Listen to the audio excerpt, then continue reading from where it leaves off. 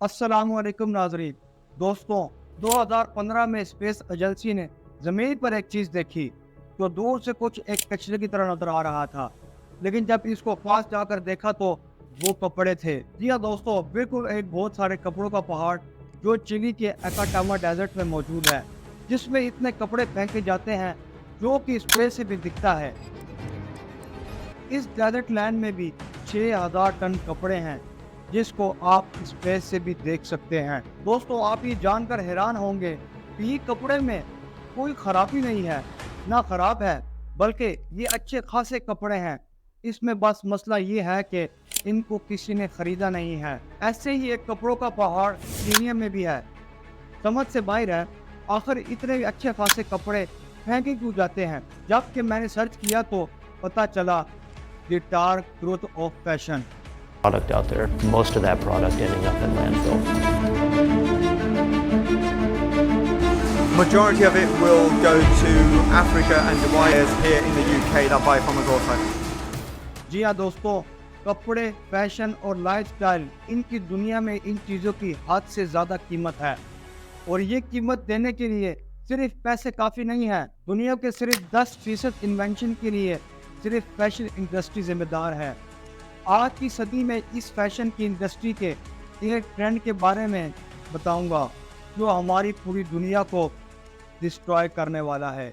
जिस तरह दुनिया तेज़ी से बदल रही है, इसी तरह फास्ट फैशन भी तेज़ी से तेज़ होता जा रहा है। आखिर क्या होता है फास्ट फैशन और इसका हमारी ज़िंदगी में क्या असर होता है और इससे हमको क्या फ़र्क पड़ता है, जानेंगे आज की इस वीडियो में। तो वीडियो के साथ आखिर तक ज़रूर बने रहिएगा। मैं दुनिया के मसाइल को एक आसान अल्फाज में आपके सामने लाना चाहता हूँ और इन मसाइल का सलूशन भी आपके साथ डिस्कस करूँगा। अगर आपको मेरी बातें अच्छी लगी तो चैनल को सब्सक्राइब करना मत भूलिएगा। आप देख रहे हैं RS नॉलेज, मैं हूँ आज आपका host Abdul Rahim.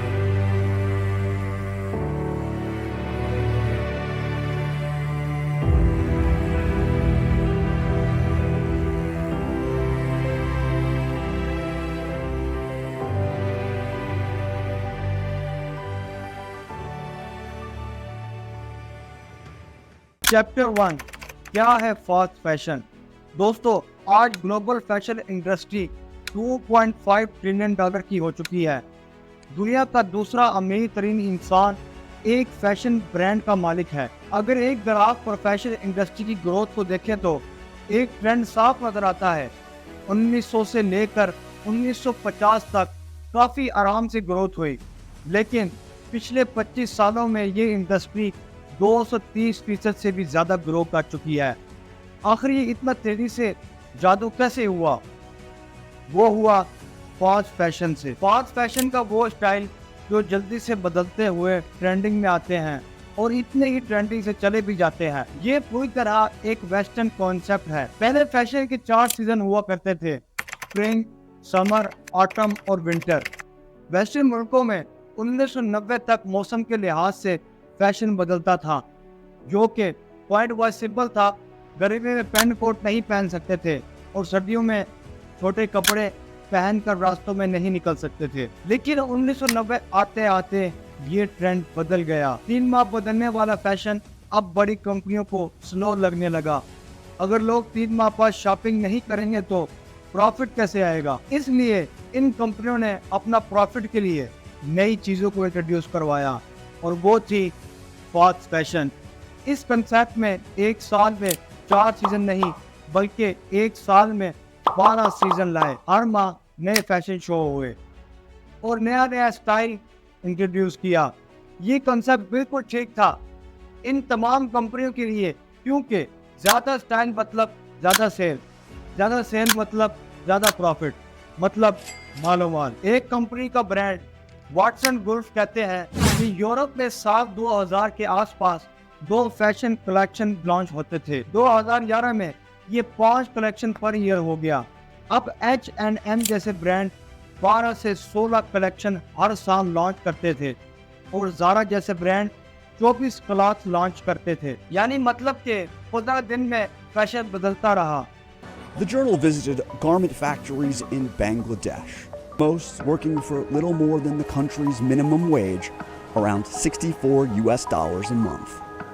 Where workers would work manually to make sweaters while automated machines would also work to do the exact same thing. लेकिन दोस्तों इस प्लान को कामयाब करने के लिए दो चीज अहम थी। इसके मैन्युफैक्चर कपड़े जल्दी से जल्दी बनाए और दूसरा के कस्टमर कपड़े इतनी ही जल्दी इन कपड़ों को जाया भी करे। और इस सिस्टम की वजह से एक एवरेज अमेरिकन साल में 30 किलोग्राम कपड़े कचरे में फेंके गए। एक स्टडी कहती है कि एक एवरेज अमेरिकन साल में सिर्फ 68 गारमेंट खरीदता है और हर साल 92 मिलियन टन टेक्सटाइल वेस्ट यानी कि जनरेट होता है, जिसका मतलब है कि 1700 टाइटैनिक शिप भर जाएं और ये कपड़े कचरे में फेंके जा रहे हैं। और ये कपड़े इसलिए नहीं फेंके जा रहे बल्कि इसलिए फेंके जा रहे हैं क्योंकि ये फैशन में कपड़े नहीं है या इनका फैशन खत्म हो गया है। अब आप जानेंगे इनके पीछे की हकीकत।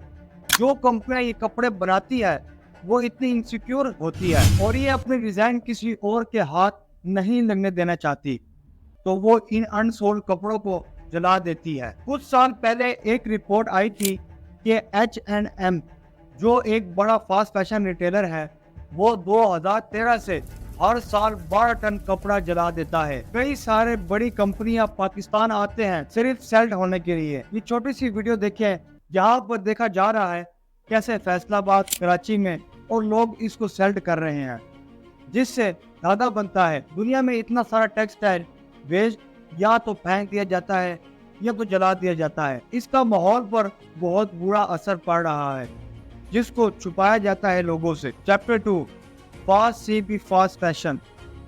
दोस्तों इस वीडियो के पहले चैप्टर में हमने देखा कि कैसे ये कंपनियां एक साल में 15 बार फैशन बदलती है, लेकिन एक कंपनी जो इस फैशन को एक और स्टेप आगे ले गई, और ये कंपनी मुल्क से जो दुनिया के सारे आम लोगों की दोस्त है, जो कि चाइना, और इस कंपनी का नाम है शीन। अभी अप्रैल 2022 में इसका प्रॉफिट $2 बिलियन से भी ज्यादा था और 2023 में ये ऐप शाइन अमेज़न से एक से भी ज्यादा बार इंस्टॉल हुआ है। अब इस कंपनी का बिजनेस मॉडल क्या है? ये एक चाइना की कंपनी है और बस यही इसका बिजनेस मॉडल है। अगर दोस्तों आप चाइना को जरा भी समझते हैं तो आपके लिए चीन को समझना जरा भी मुश्किल नहीं होगा, क्योंकि चाइना में डाटा प्राइवेसी नहीं है। चीन इस चीज को एक्सप्लोर करता है। चीन इंटरनेट पर देखता है कि कौन से कपड़े ट्रेंड कर रहा है और फिर वैसे कपड़े सस्ते दामों पर बनाता है और सीधा ये वेस्टर्न मुल्कों को बेचता है। Over the past few years, one Chinese company has thrived in the online fast fashion industry, controlling 40% of the US market. It's Shein. Shine. I say Shein. It's Shein. Shein is known for $2 t-shirts and $7 pants. कई छोटे designer का एतराज है कि शीन company ने इनके design चोरी किए हैं, लेकिन कस्टमर को इससे कोई फर्क नहीं पड़ता कि कपड़े डिजाइन किसने किए हैं। क्या असली डिजाइनर को इसकी मेहनत का फल मिल रहा है या नहीं, बल्कि इनको बस इस बात से फर्क पड़ता है कि कपड़े कितने सस्ते और कितनी जल्दी मिलते हैं। पर कपड़े खरीदने का मतलब ये नहीं है कि इसके पीछे जो कॉस्ट आपने लगाई है वैसे कपड़े ये है भी या नहीं। चैप्टर 3, आखिरी कपड़ों की कीमत। आपने नोटिस किया होगा कि पिछले कुछ सालों में कपड़ों की क्वालिटी बहुत ज़्यादा खराब हो गई हैं, खासकर लड़कियों के कपड़े। फास्ट फैशन वाली कंपनियों को ये पता है कि इनको टिकाऊ कपड़े नहीं, अगर कपड़े लंबे अरसे तक चले तो इनको जल्दी बदलने का सोचेंगे भी नहीं। फास्ट फैशन ब्रांड ने सोचा कि क्वालिटी को कम करेंगे तो लोगों को पता चल जाएगा कि लोग हमारे कपड़े खरीदना बंद कर देंगे, तो उन्होंने कपड़ों की कीमत भी कम कर दी ताकि इतने कम कीमत में नए डिजाइन के कपड़े मिल रहे हैं, एक दो बार चल जाएंगे तो इसमें कोई फर्क नहीं पड़ेगा। चैप्टर 4, फास्ट फैशन का नुकसान। दोस्तों इतना फास्ट फैशन का नुकसान अब क्या है? याद रहे, इतना तेजी चलने वाला फैशन से जब बाकी कपड़ों को जलाया जाता है तो इससे निकलने वाला केमिकल जब हवा में उड़ते हैं तो ऑक्सीजन को खराब करते हैं, क्योंकि जो आजकल जितने भी कपड़े बन रहे हैं पॉलिस्टर से बनते हैं, जो कि एक फाइबर है। पॉलिस्टर किस से बनता है? Crude oil. तो जब ये कपड़े बनते हैं तो वो ऐसे हैं जैसे क्रूड ऑयल को जलाना है। बाहर से खूबसूरत नजर आने के लिए हम दोस्तों अंदर से बर्बाद हो रहे हैं। ये सच है दोस्तों। इस वीडियो को पॉइंट आपको शॉपिंग करने से रोकना नहीं है। ये सारे पैसे आपके पैसे हैं, आपकी मेहनत से कमाए हुए हैं। आप शॉपिंग करें, कोई रोकेगा नहीं। जो दिल है आप करें, लेकिन जो कपड़े आप पहन चुके हैं ये सोचकर बाहर फेंक देते हैं कि इनका फैशन खत्म हो गया है। तो इस वीडियो का मकसद ये है कि ऐसा मत करें, क्योंकि आपने कपड़े फेंक दिए शायद आपके लिए फजूल हो गए हों, लेकिन किसी और के लिए शायद वो काम के हों। हमारे पाकिस्तान में बहुत सारे लोग ऐसे हैं जो साल में एक दफ़ा या 2 दफ़ा कपड़े खरीदते हैं, या वो भी लोग हैं जो खरीदते ही नहीं हैं, तो इनको ये कपड़े दें। तो ये हमको एक अच्छा पाकिस्तानी होने का सबूत जाहिर करता है। और पाकिस्तान में कितनी ऐसी फाउंडेशन है जो इस पर काम कर रही हैं, जो आपके पुराने कपड़े को लेकर इनको नया करके गरीब लोगों तक फ्री में पहुँचाती हैं।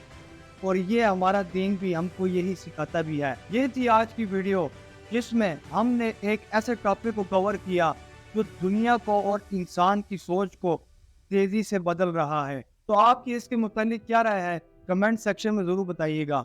अगर वीडियो अच्छी लगे तो लाइक करना मत भूलिएगा, और नए आने वाले नाजरीन चैनल को सब्सक्राइब करना मत भूलिएगा, क्योंकि इस तरह के और टॉपिक्स पर हम ज़रूर बात करेंगे। अगली वीडियो के लिए दे मुझे इजाज़त। आपका होस्ट अब्दुल रहीम। अस्सलाम वालेकुम।